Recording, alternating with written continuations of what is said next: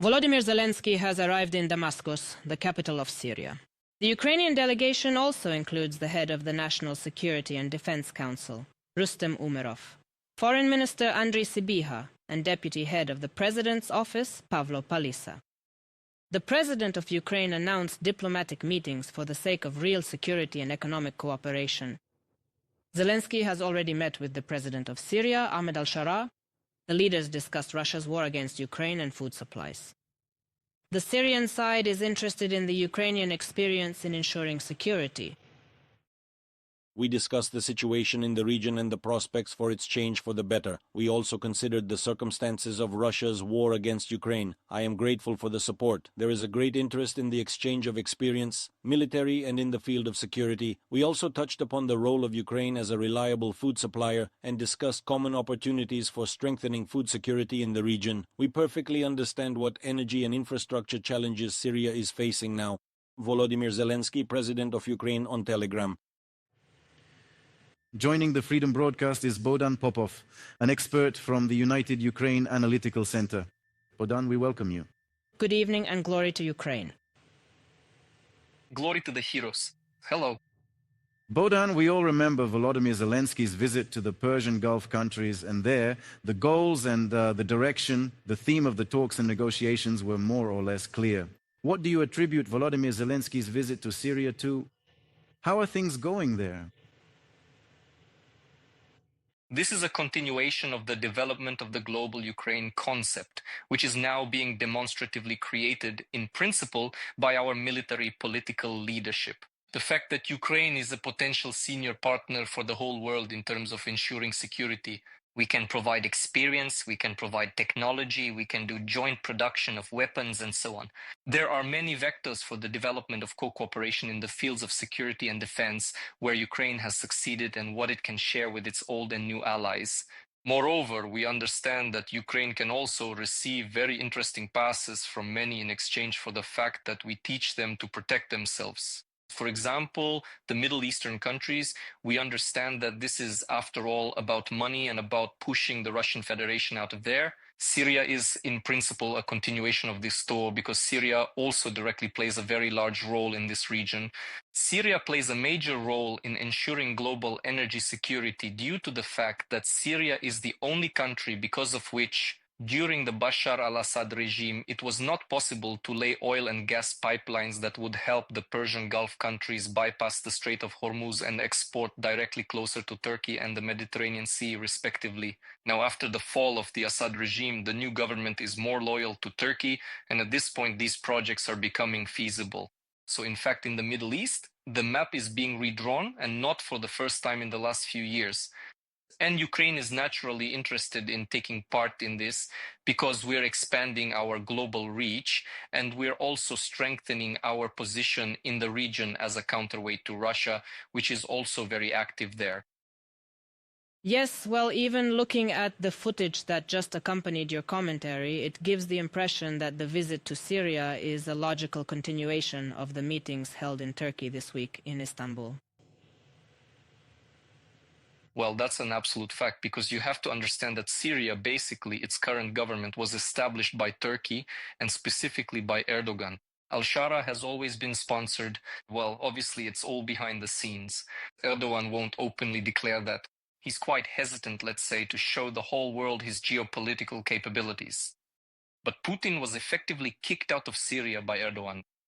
And a very large part of this operation was prepared in Turkey, carried out by Turkish proxies who objectively overthrew the regime of Bashar al-Assad. And basically, Syria at the moment is another extension of Turkey in the region, and we see how, by the way, Turkey is increasing its influence.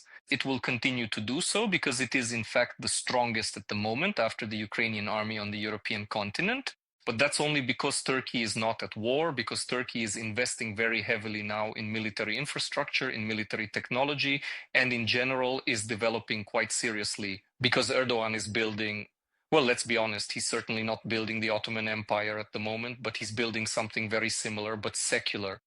Something absolutely not dictatorial on the one hand, but on the other hand, quite strict, controlled, large, and with the ability to fight off all external enemies.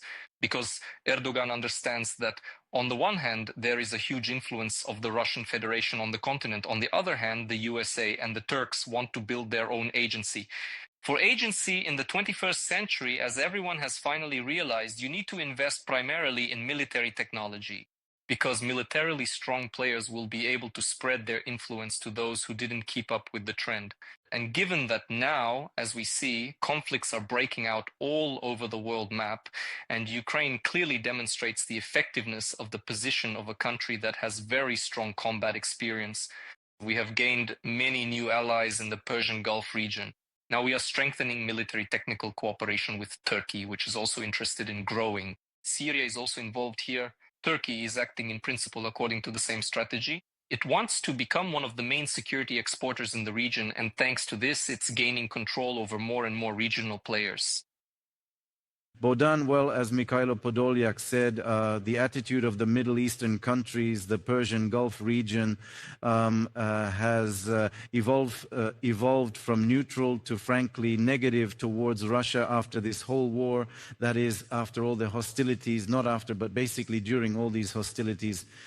What do you think Trump, well, you could say demonstratively ignores this involvement of Russia in helping Iran in its war against the United States? And how can the Middle Eastern countries now, they're always neutral, but here the attitude towards Russia might change, as Mikhailo Podolyak says, well, in a practical sense.